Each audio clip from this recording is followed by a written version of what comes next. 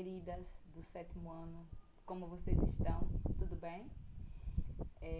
E aí, gente, vocês conseguiram fazer as atividades da semana passada? Estão lembrados do que foi que nós falamos na semana passada? Então, sejam todos muito bem-vindos, né, ao nosso encontro semanal e vamos dar continuidade ao nosso trabalho. Vamos falar em transformação de energia, que fica na página 192 do nosso livro. Daí nós seguiremos até a página 199. O calor e suas aplicações, né? O tema inicial da unidade. Vamos acompanhar aí observando a imagem. Olha que prédio cheio de plantas. Vocês acham que dá alguma diferença aqui nesse ambiente? No calor, né? Na temperatura. Muro verde em prédio do centro de São Paulo. Essa é a imagem de 2018.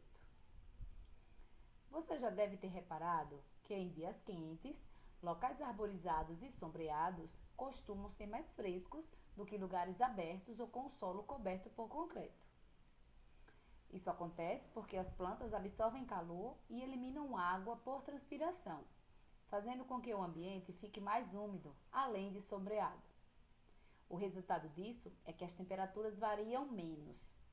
Dizemos então que as plantas funcionam como isolantes térmicos. Com base nessa ideia, arquitetos criaram um revestimento verde que cobre a fachada ou o telhado de prédios e casas, por exemplo, com tipos específicos de plantas. Veja aí a figura que nós acabamos de ver, não é? Essa tecnologia traz mais vegetação para grandes cidades e ajuda no conforto e na economia com ar-condicionado em regiões mais quentes. Neste capítulo, você vai ver como a transferência de energia na forma de calor explica uma série de fenômenos do cotidiano. No próximo capítulo, vamos estudar o papel dessa transferência na manutenção da vida na Terra e no funcionamento das máquinas térmicas. A questão é, vamos às perguntas iniciais para refletirmos. O que é temperatura e como podemos medi-la? Por que o chão de piso cerâmico parece mais frio que o carpete? Como a lã pode nos manter aquecidos no frio? Por que as panelas de metal têm cabos de plástico ou de madeira? Como o calor do sol chega até a Terra? Então, essas e outras questões nós veremos, né, responderemos no decorrer do nosso estudo, certo? Aí vamos falar das transformações de energia. A energia pode ser entendida como a capacidade de realizar trabalho. Ao longo do estudo de ciências, você vai se familiarizar com as diversas formas de energia e entender que ela não pode ser criada nem destruída. Quando uma forma de energia se transforma em outra, a quantidade total de energia é mantida. Essa é uma lei da natureza chamada de lei da conservação da energia. O ser humano passou a conhecer e a aproveitar as transformações de energia em máquinas e aparelhos que facilitam a nossa vida. Quando uma lâmpada está acesa, por exemplo, ela está transformando energia elétrica em energia luminosa, que é a luz, e em energia térmica, que é transferida para o ambiente na forma de calor. Você já observou que a lâmpada fica bem quente, não já? Então, observe em sua residência os equipamentos que precisam de energia elétrica para funcionar. O chuveiro elétrico, por exemplo, transforma energia elétrica em energia térmica, deixando seu banho bem quentinho. De forma semelhante, uma televisão ou um computador, por exemplo, recebem energia elétrica e a transforma em outras formas de energia, que podem ser emitidas na forma de luz e de som, né? A energia sonora.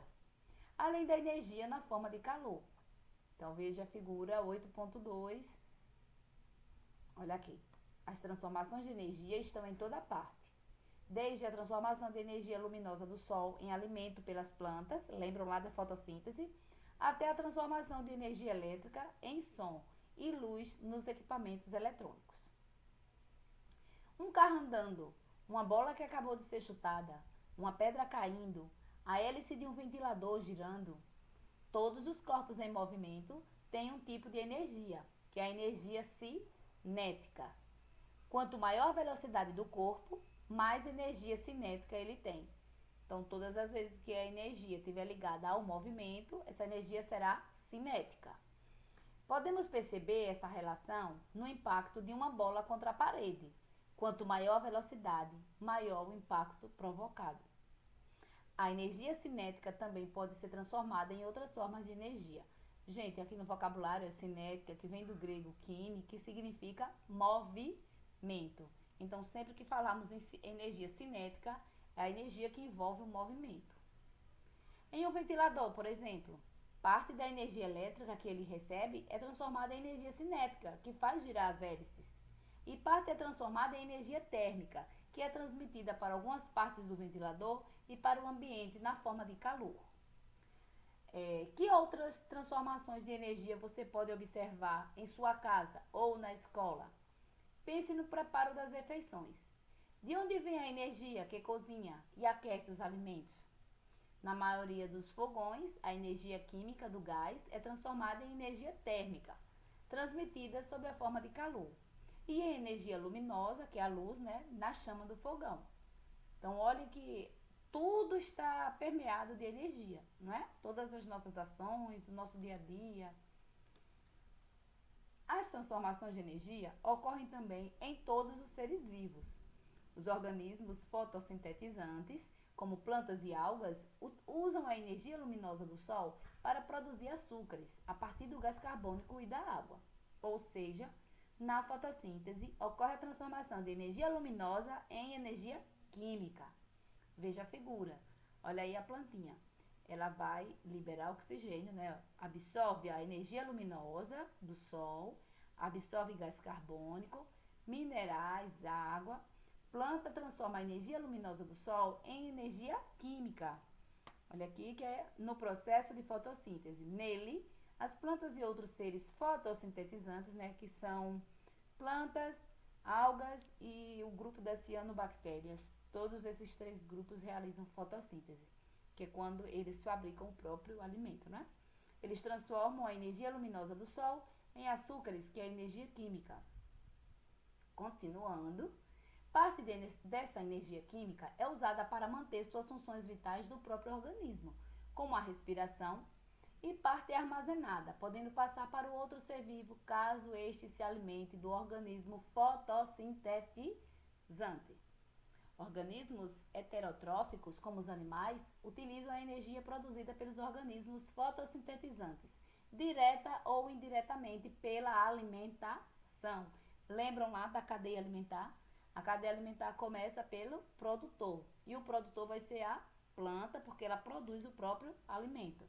A energia que está na planta vai ser passada para o animal que se alimentar da planta. E assim, né, na cadeia alimentar, um animal serve de alimento para o outro, não é? E essa energia vai sendo passada.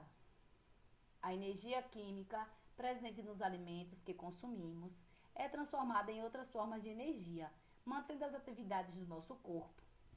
Parte dessa energia é transformada em trabalho conforme realizamos as atividades do dia a dia, né? A gente não precisa de energia para desenvolver alguma atividade. A outra parte é utilizada para nos manter aquecidos, ou seja, é transformada em energia térmica. Então, a energia térmica está sempre presente, né? Vamos lá. Como estudamos no capítulo 5, é comum medir o valor energético dos alimentos em calorias, que é cal, que é a quantidade de calor necessária para elevar em 1 grau Celsius a temperatura de 1 grama de água sob pressão normal ou ao nível do mar.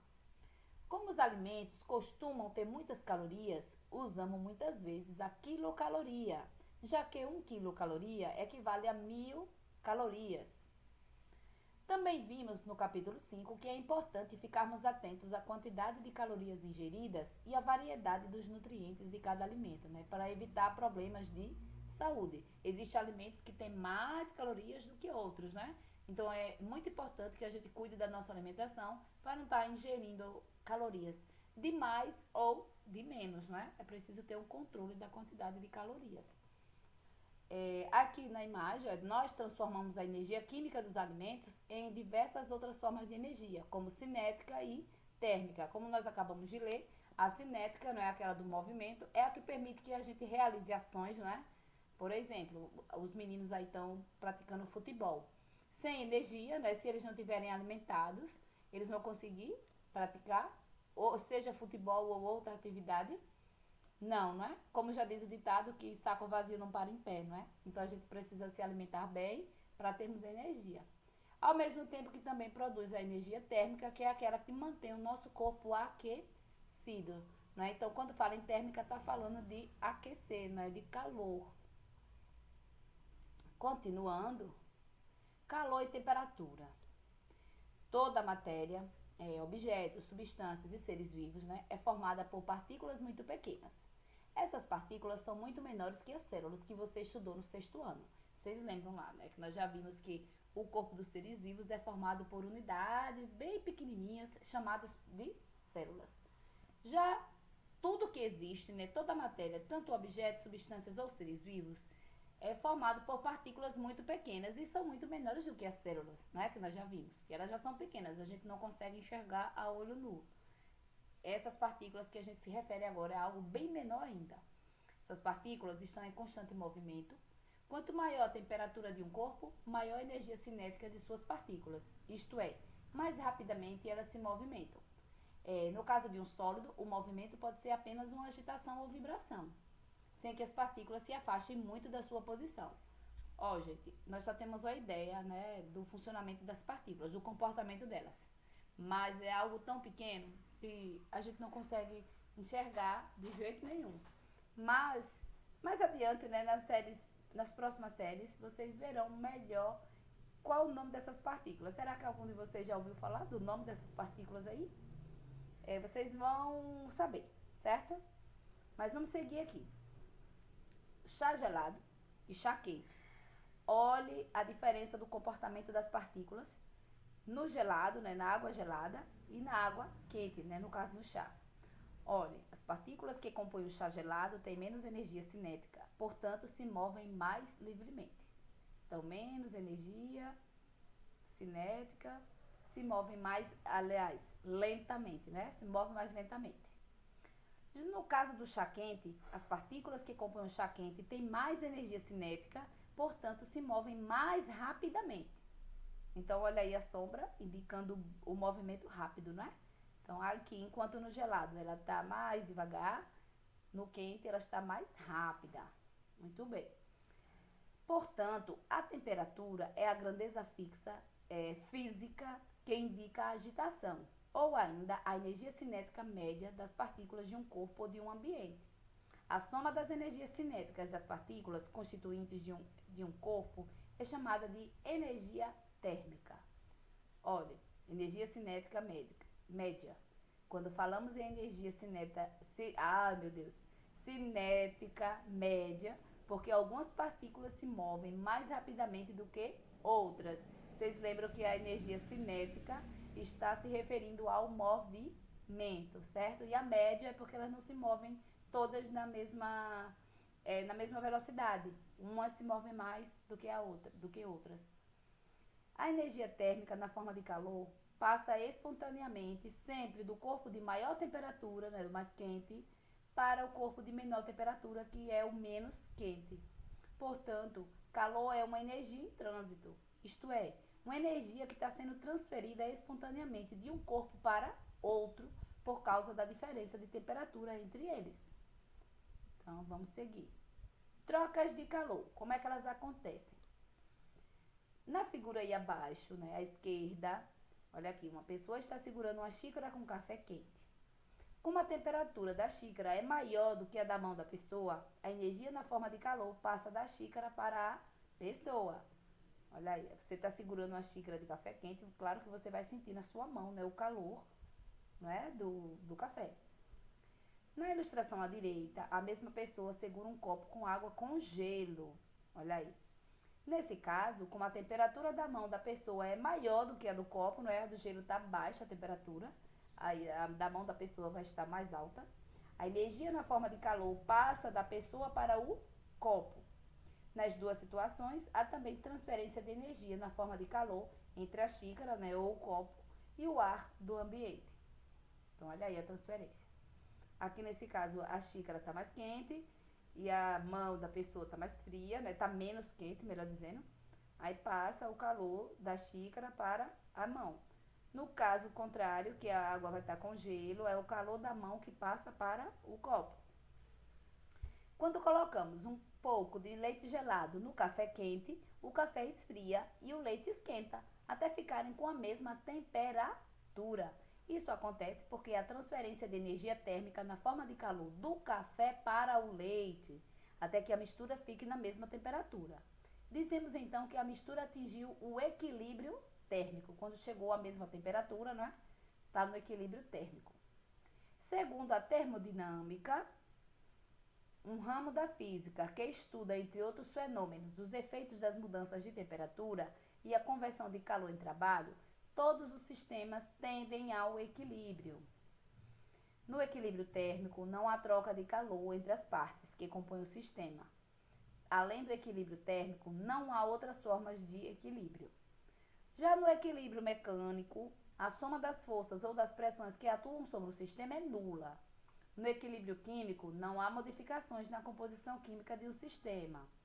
Um sistema pode estar em equilíbrio químico quando a concentração de cada substância em uma transformação química, né, que é uma reação química, não se altera. Dizemos que um sistema se encontra em equilíbrio termodinâmico quando não há mudança de temperatura, né, que é o equilíbrio térmico, de pressão ou forças, que é o equilíbrio mecânico, e de composição, que é o equilíbrio químico. Um botijão de gás de cozinha, por exemplo, ele encontra-se em equilíbrio termodinâmico quando está parado e sem uso. Olha aí. Agora vamos falar de sensação térmica. Muitas vezes, quando o adulto desconfia de que uma criança está com febre, ele coloca uma das mãos sobre a testa da criança. Então, olha aí na imagem. Quem foi que nunca passou por isso, não é? Sei que os pais de vocês já fizeram isso aí. E vocês também fazem, né? O objetivo dessa atitude é verificar se a criança está mais quente do que o normal. Mas será que colocar a nossa mão sobre a pele de alguém ou na superfície de um objeto é uma forma confiável de avaliar a temperatura deles? Você acha que sua avaliação quanto à temperatura seria a mesma de outra pessoa? Será que eu mesma, se eu colocar a mão no meu rosto, né, na minha testa, eu vou sentir alguma... se eu estou com febre ou não? Vocês acham? Vamos lá. Agora, imagine 3 vasilhas grandes com água em diferentes temperaturas. Então, a primeira, água levemente gelada. Na segunda, água fresca. E na terceira, água morna. Se colocarmos a mão esquerda na água morna e a direita na água gelada por alguns segundos, e depois mergulharmos as duas mãos na água fresca, o que você acha que acontece? Qual a sensação que você vai ter? Com a mão esquerda, que estava na água normal, vamos ter a sensação de que a água fresca está bem fria. Já com a mão direita, que estava na água gelada, teremos a sensação de que a água fresca está mais quente. Isso acontece porque a sensação térmica, né, que é a sensação de quente ou frio, é relativa. Ela depende, entre outros fatores, da diferença de temperatura entre nossas mãos e a água. A diferença de temperatura entre os corpos determina o sentido da transferência do calor. Quer dizer, se vamos receber ou perder calor. Mas como estudamos no capítulo 6, higienizar as mãos antes das refeições e após usar o banheiro é uma importante medida para evitar doenças transmissíveis. Lembram, né? Veja aí a figura, você usando o álcool em gel para higienizar as mãos. Você usa álcool em gel? Agora, nessa pandemia, o álcool em gel chegou na casa de todo mundo, né? É provável que você já tenha tido uma sensação de frio nas mãos. E por que será que isso acontece? Essa sensação se dá porque o álcool evapora rapidamente e retira calor da pele, baixando sua temperatura. Então, essa refrescância que a gente sente, não é? Na mão quando passa o álcool é porque ele evapora muito rápido. Lembra que quando a gente passa o álcool, rapidamente a mão já está seca, não é? Então, rapidamente ele evapora e retira calor da nossa pele. Então, deixa a mão mais fresca. Isso também ocorre quando saímos molhados do mar ou da piscina. E é por essa razão que temos a sensação de frio no corpo. Eita, frio, não é? Quando a gente sai da água. Olha aqui, vocês aí saindo da praia. O mesmo acontece com o suor, que evapora mais rapidamente com o vento, dando a sensação de abaixamento da temperatura. Portanto, a sensação de frio geralmente indica que nossa temperatura corporal está mais elevada que a do ambiente e estamos transferindo a energia térmica ao meio externo, ou seja, estamos perdendo calor. Você acompanha a previsão do tempo? No 8º ano você vai estudar esse tema. Hoje em dia é fácil consultar vários dados sobre as condições do tempo, né? Acessando a internet. O nosso telefone está lá cheio, né, de condições do tempo para a gente ver.